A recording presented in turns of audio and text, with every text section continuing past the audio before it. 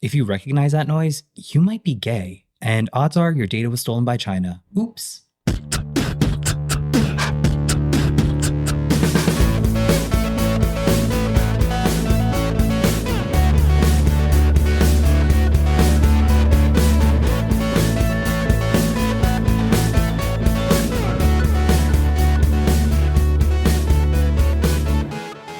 Hello, my LGBT cuties, and welcome back to another episode of A Jaded Gay.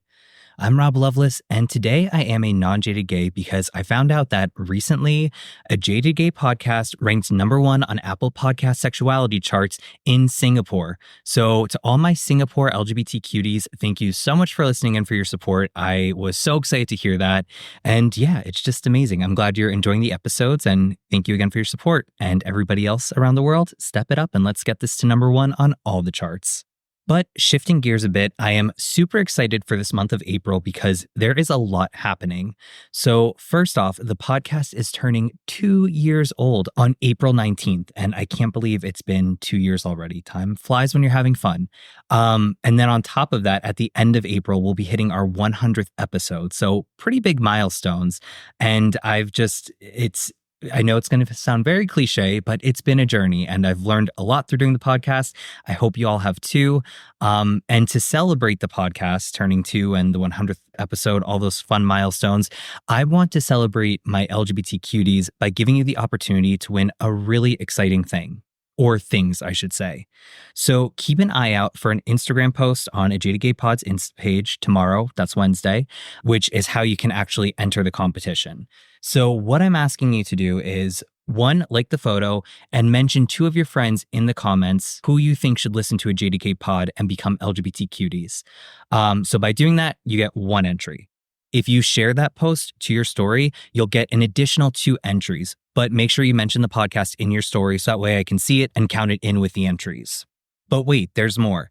If you leave a very nice review on Apple Podcasts, you get an additional 5 entries.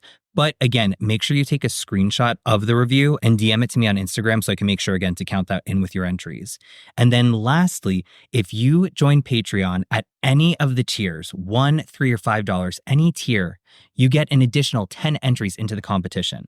So altogether, if you do all those steps, you can get 18 total entries. And I know you're probably wondering, okay, but what do I win? Well, in my opinion, some pretty great stuff. The winner will be announced on the April 30th podcast, so you'll hear about that then. But the winner will get a Jaded Gay hat, t-shirt, and wine tumbler, which is really great for the summertime. Highly recommend it. You also get signed copies of both my books, even the one I don't like. And maybe the most exciting part about that, you'll be able to pick a topic for a future episode. So, I think that's a pretty good deal. So tomorrow, keep an eye out on the podcast Instagram page, and you have until Friday, April 26th to do all those fun little tasks. And again, in the Instagram post, I will recap that of what you do for 1, 3, 5, and 10 entries. So if you forget from listening, don't worry, it'll be in the podcast post. But I really am encouraging everybody to check it out, share it, like it, comment your friends in it, maybe even join Patreon. I'd really appreciate that. Especially the reviews would be greatly appreciated. You could do all of it. You could do one of those things, whatever feels right to you, you can do it and be entered into the competition. So I'm very excited to see y'all get engaged with that. And I'm excited to pick the winner and have the winner pick a future podcast topic. So it'll be really interesting to see what you come up with. Anyway, from Insta likes to Tinder swipes, today we are talking about dating apps, which seem synonymous with gay dating, or maybe hookups. Odds are we've all used at least one of the apps at some point in our lives. In fact, according to a 2023 Pew Research study, LGBTQ plus people are 23% more likely to use a dating site or app compared to straight people. And while it can be a convenient way to meet like-minded gay men in our area, they can also have some negative implications for our mental health. So swipe right, favorite, woof, whatever it is they do on apps these days, do that to this episode because we are going to get into it. But first, tarot time.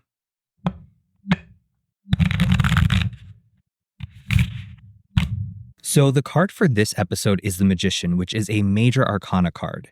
So as you know, this is signifying something big in our lives. And the Magician is #1 in the major arcana. However, it's not the first card to appear because, as you might remember, the first card in the major arcana is actually the Fool, which has a value of 0. But this is the first card in the major arcana with an assigned number. And as we know, one is tied to the individual and new beginnings. Now, in traditional depictions of this card, it shows a man with a pentacle, cup, and sword on the table in front of him, and he's holding a wand high over his head. So this card has pieces of all four minor arcana suits, representing all four elements and their energies. But it's especially heavy on wands, which is tied to the element of fire and is representative of passion, creativity, and sexuality. Wands is also masculine energy, and it's very action-oriented. Also, above the magician's head is an infinity symbol, which is telling us that our energy and inner magic is constantly flowing through us with no end. So when we draw this card, it's reminding us that we have all the elements in front of us to achieve what we desire. But we need to take action with clear intentions that connect with our passions if we want to make our dreams a reality. And because we have all these elements at our fingertips, this card is reminding us that we are more powerful than we know. So with that in mind, let's start off the episode with the history of online dating. According to eHarmony, when the first modern newspaper was invented, people bought personal ads to discreetly connect and communicate with one another in hopes of finding love or sex. And I'm clutching my pearls. You mean to tell me people are having sex since colonial times? Oh my God, go to church. Just kidding. It's natural. Get over it. But in all seriousness, according to datingadvice.com, the first known personal ads were published in 1685, and in the 1700s, gay men began to place ads using code words. Anyway, back to eHarmony's timeline. In 1959, two Stanford students conducted a class project for the Happy Families Planning Services, where they used a punch card questionnaire and an IBM 650 mainframe computer to match 49 pairs of men and women. In 1965, two Harvard students conducted a social experiment called Operation Match, where they used a questionnaire and an IBM 1401 to match students based on their similarities. And during the 60s, millions used this service, paying approximately $3 to fill out a questionnaire. Then, in 1993, the World Wide Web launched into the public domain, and by 1995, the keywords online dating was searched for over 135,000 times a month. By 1998, email had become widely adopted, and it also was the year that You Got Mail starring Meg Ryan and Tom Hanks came out. And then in 2000, Dr. Neil Clark Warren launched eHarmony, which was the first algorithm-based dating site.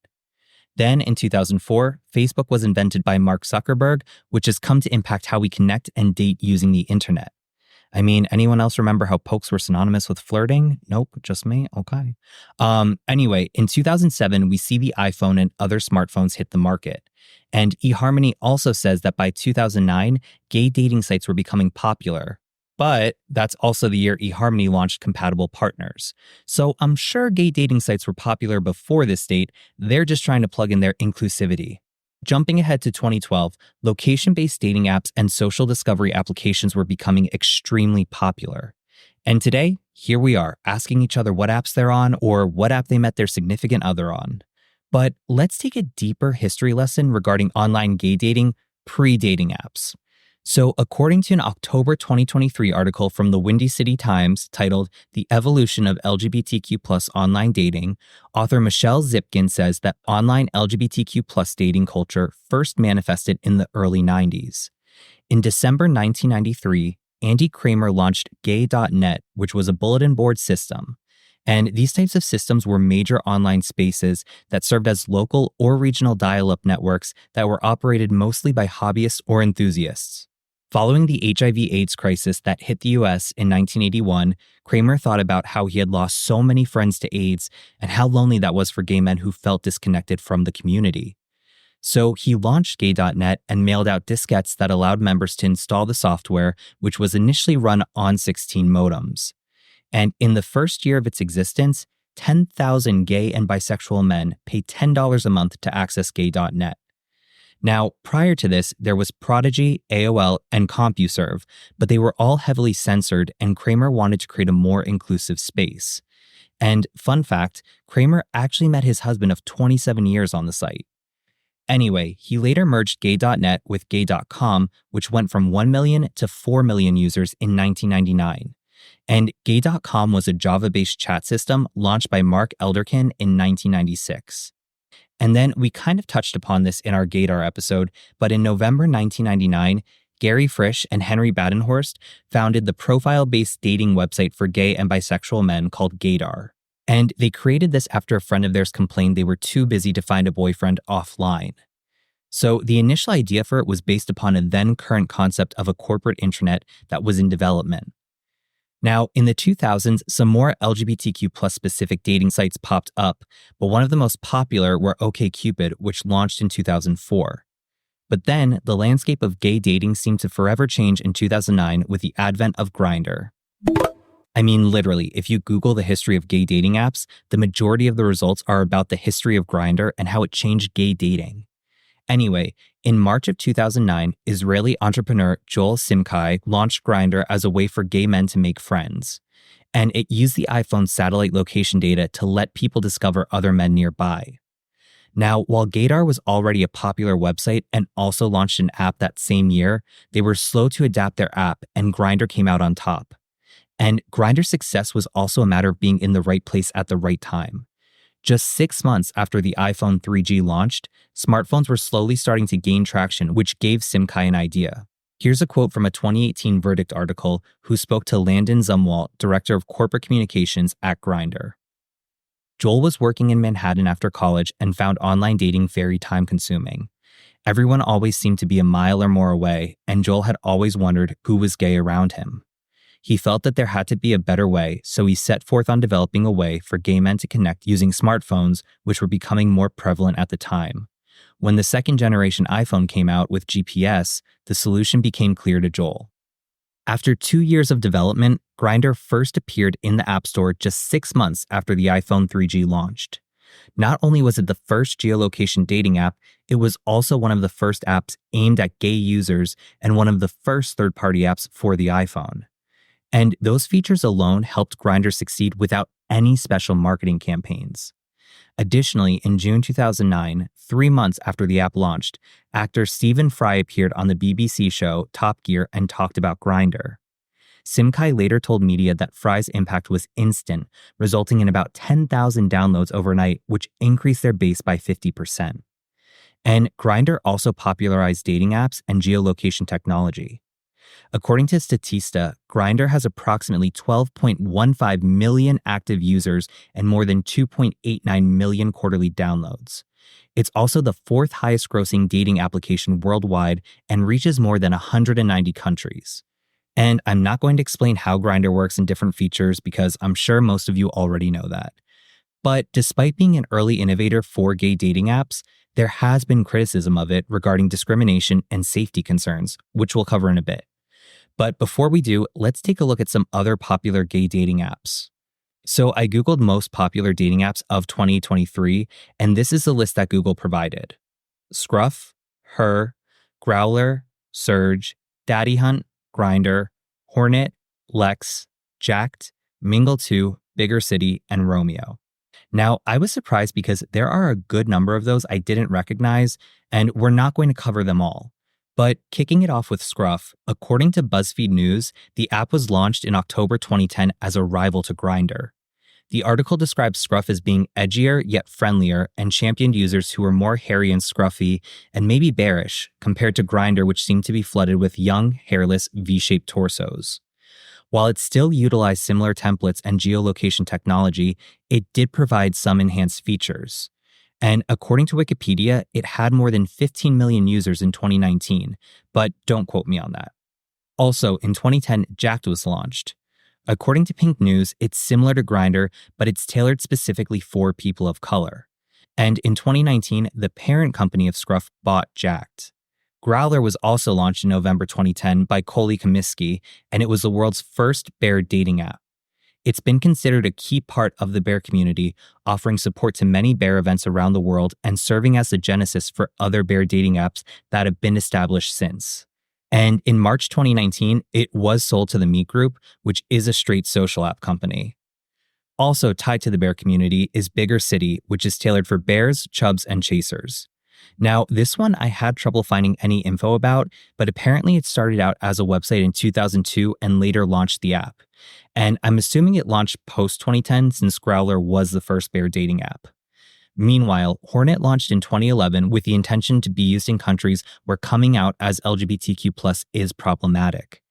According to Pink News, it's widely used in countries like France, Brazil, Russia, and Turkey, and it's also popular with a niche UK audience.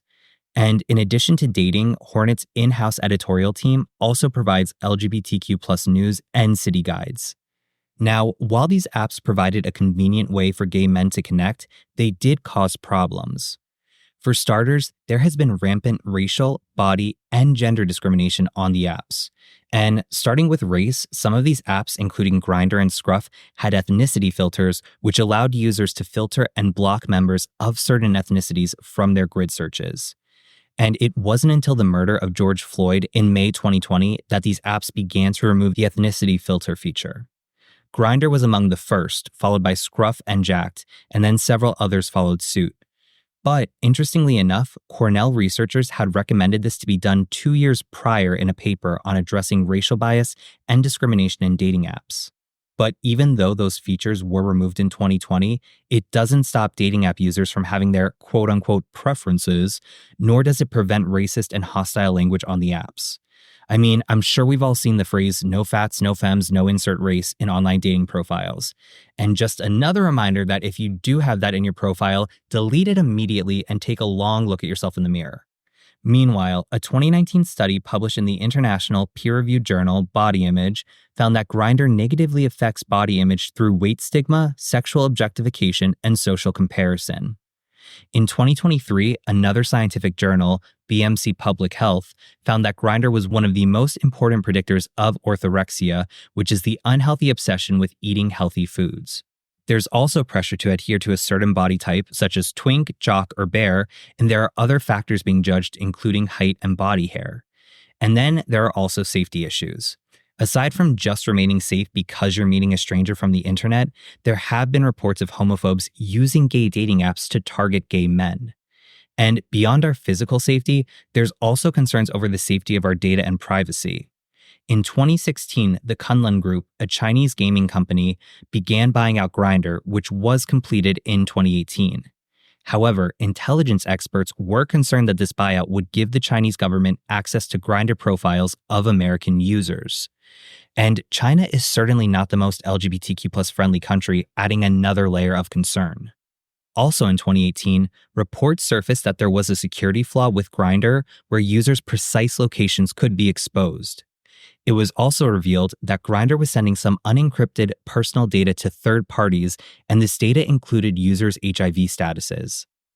In March 2020, after continuous national security concerns, the Kunlun Group sold Grindr to San Vincent Acquisition. However, in June of that year, Reuters reported that San Vincent Acquisition had ties to the Kunlun Group. And as the cherry on top of this, the new owners are straight. Another potential issue about gay dating apps, although this one is debated, is the effect they have on gay bars. Since around 2015, there have been complaints that gay dating apps have dehumanized each other and contributes to what some have described as, quote-unquote, a loss of community. Mark Oakley, owner of the Eagle Bar in London, was quoted in 2015 as saying, "Grindr came along offering a much more direct route to sex with no real barriers. Why would people want to go to a club, pay a door entry fee, pay for drinks, when there might not even be anyone there they like?" In 2017, the Financial Times, which is a British daily business newspaper, published an article about the disruptive influence Grindr and other gay apps had on gay bars. It cites research from the Urban Laboratory at University College London that between 2006 and 2017, the UK capital had lost more than half its gay bars and clubs, falling from 125 to 53. Now, some of this is credited to rising rents and their 2007 smoking ban, but gay dating apps like Grindr and Scruff eliminated the need to meet first in bars. In 2016, Grindr founder Joel Simkai spoke out against claims that the app was contributing to the death of gay bars. However, a 2023 Washington Post article claims that there are 45% fewer gay bars today than there were in 2002, and cites gay dating apps as a factor in that. But others note that you can't blame gay bar closures purely on gay dating apps, and that other factors like the greater mainstream acceptance of LGBTQ+ people play a factor in this as well. I mean, because of this mainstream acceptance, queer people don't exclusively need gay spaces and are moving out of gayborhoods and gay bar districts.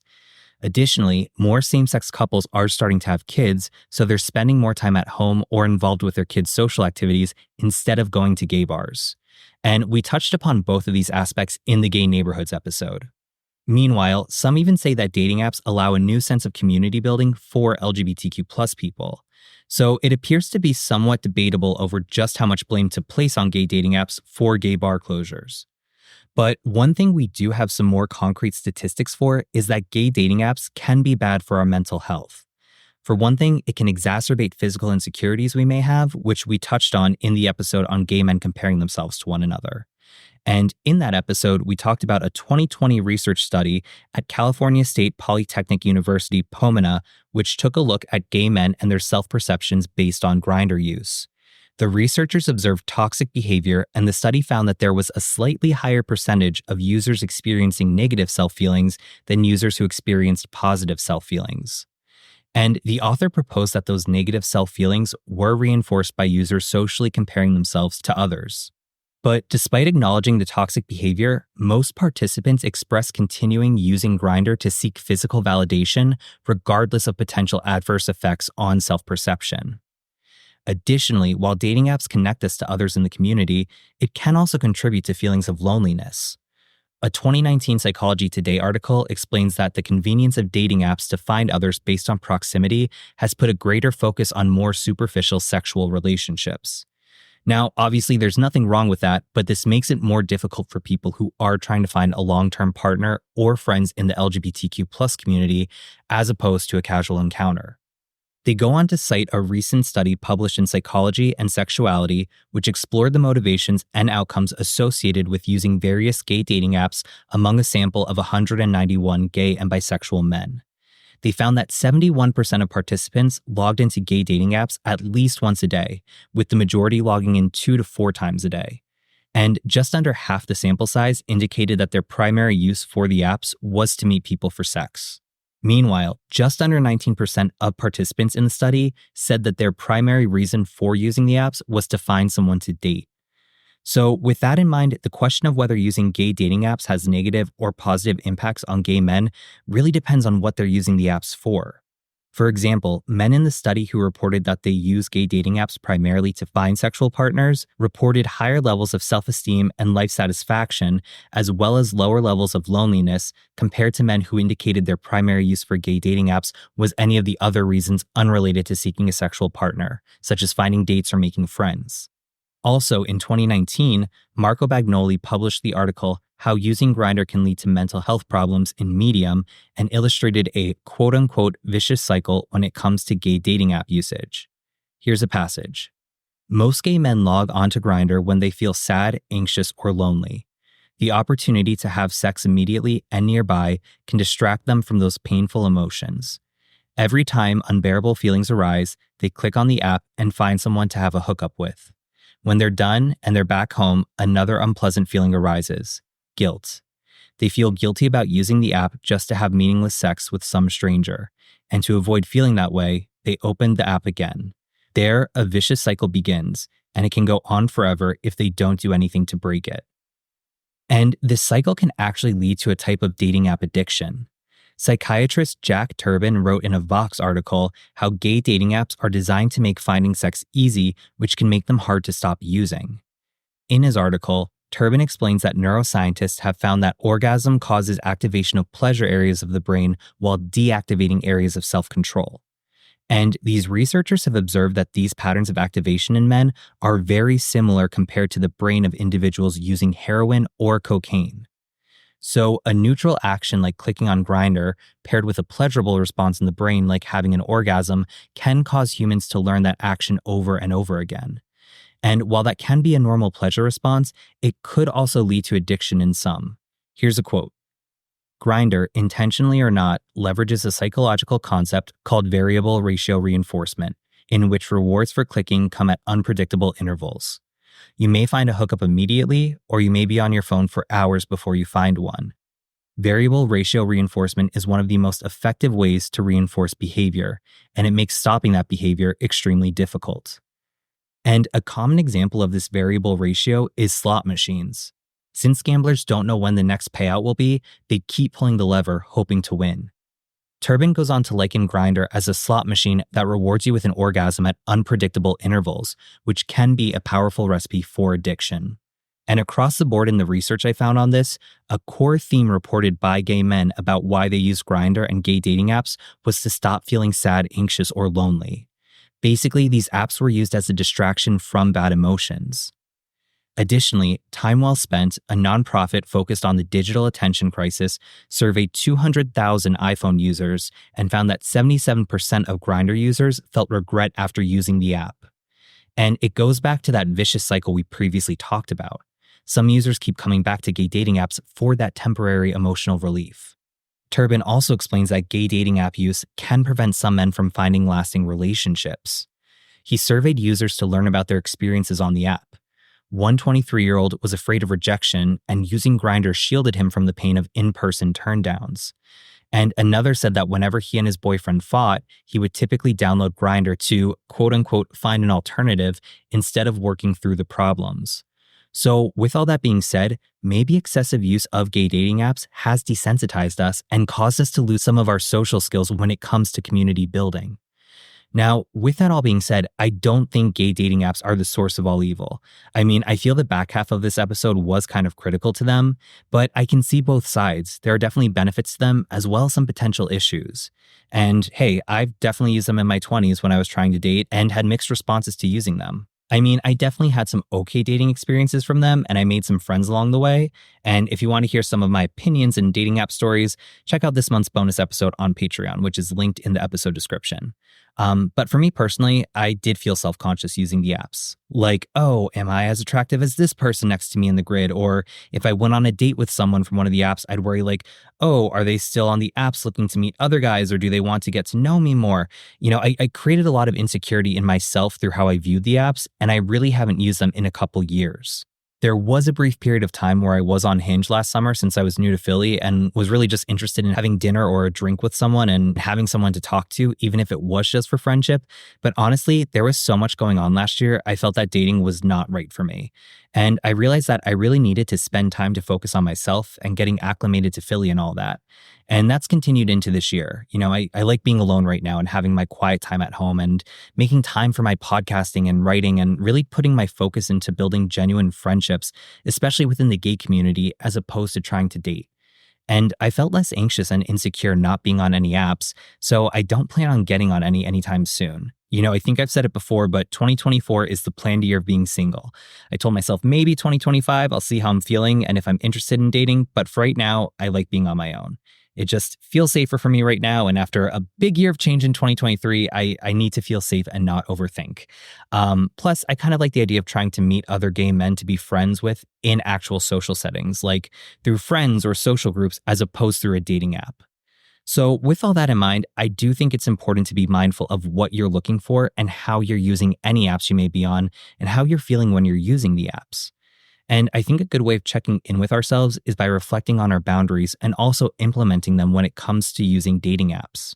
And if you do think that dating apps are having a majorly negative impact on your life, or if you feel like you have an unhealthy relationship with them, definitely talk to a therapist to unpack that. And if being on the apps feels right to you, that's great. But remember to be kind. Remember that there is a person on the other side of the online profile you're messaging. And tying it back to the tarot, the magician, it's signifying a new beginning and the individual. It's letting us know that we have all the elements at our fingertips and we can create what we want.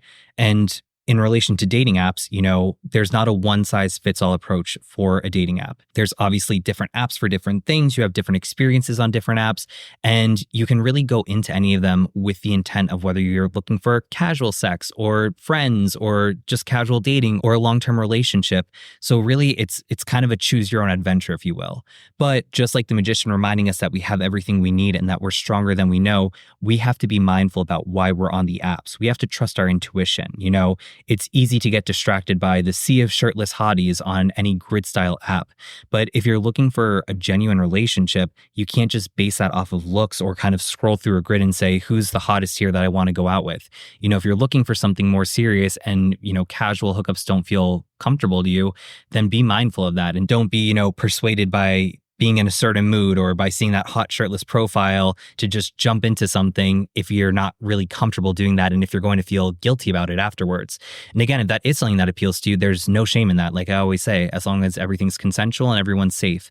But just be mindful of the reason you're on the app, whatever app you're choosing, and make sure you bring that energy forward. Be forthcoming when somebody asks you what you're looking for. Be truthful, be kind, and don't just write off that because maybe, I'm looking for something more casual and this person's looking for something more serious or vice versa. Don't necessarily write that person off as, well, you're a waste of my time. I mean, you could still form a friendship from that. I think in this day and age, when the election season ads and political rants have begun, more than ever, we can use friends and we can use that feeling of support within our community. We don't need to be attracted to everyone. We don't need to want to hook up with everyone or date everyone, but we can still support one another and be platonic friends and be kind to each other. It takes zero effort to be kind. I've talked about that meme before on Instagram that says, just because you're not attracted to somebody doesn't mean you can't be nice to them. And it's true. So again, trust your intuition, trust yourself and what you're bringing forward to a dating profile, what you're looking for, be forthcoming and keep that in mind through your interactions. And also know that you have the magic to create whatever type of connection you want on the app, whether it's friendship, whether it's something casual, whether it's something more serious. We have the ability to create those interpersonal relationships within our community. And we can also use that as an opportunity to spread kindness, which we need now more than ever. So anyway, that's my spiel on dating apps. Like I said, if you want to hear more about my experiences and my ranking based off of my experiences of dating apps, check out the Patreon episode. But I'd really love to hear from you all. Like, do you use dating apps frequently? Have you had success from them? Do you have any crazy stories about using a dating app? Feel free to send it my way. I'd love to hear about it. And if you're okay with it, maybe we can read some of these on air and share our worst dating app stories or our best dating app stories. Anyway, the email, send it to rob@ajadedgay.com. Also, please remember to rate, review, and subscribe to the podcast. 5 stars are greatly appreciated, as always. You can also check out the website at jadedgay.com for more information about episodes, resources, guests, links to merchandise, all that fun stuff. You can connect with the podcast on Instagram, TikTok, SoundCloud, and YouTube at @ajadedgaypod. You can follow me personally, Rob Loveless, on Instagram at Rob_Loveless. Also, if you're feeling generous, consider supporting the podcast on Patreon for as little as $1 a month. That's at @ajadedgaypod. And remember, if you do that, you also get 10 entries into this really fun giveaway. So if the feeling of being generous isn't enough, you might win something in return. So I think that's a pretty good trade-off. For $1, not a bad deal. And again, signing up for Patreon, you get access to episodes ad-free a day early, exclusive monthly bonus content. At the $3 and $5 tier, you get t-shirts. And at the $5 tier, you get a personalized shout-out from yours truly. So yeah, check it out. Or if you're afraid of commitment, you can also do a one-time donation on Buy Me a Coffee at @ajadedgaypod. And remember, every day is all we have, so you got to make your own happiness. Bye.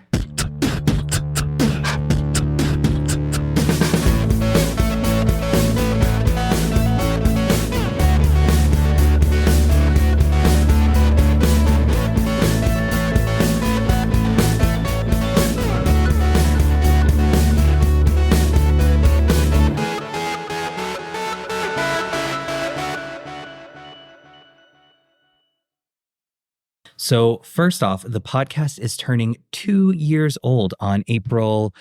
Oh shit, what was the date? I should know my own podcast birthday. Oops. Let's see. On April 19th.